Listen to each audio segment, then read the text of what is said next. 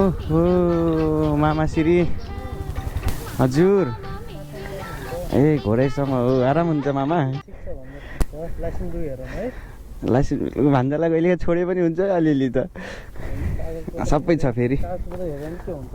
अनि त्यो त हो फेरि बिल्कुल गुड छ कहिले आउनु त टिका लाउनु मामा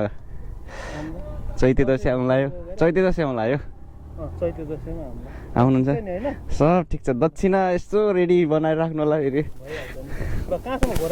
हजुर ल मामा श्री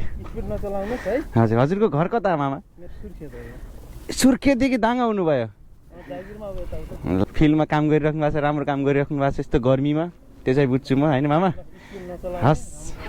हस् मामा ल ढोकिदिया सो गाइज हामी चाहिँ आज घोराईसम्म जाँदैछौँ यता लमैदेखि चाहिँ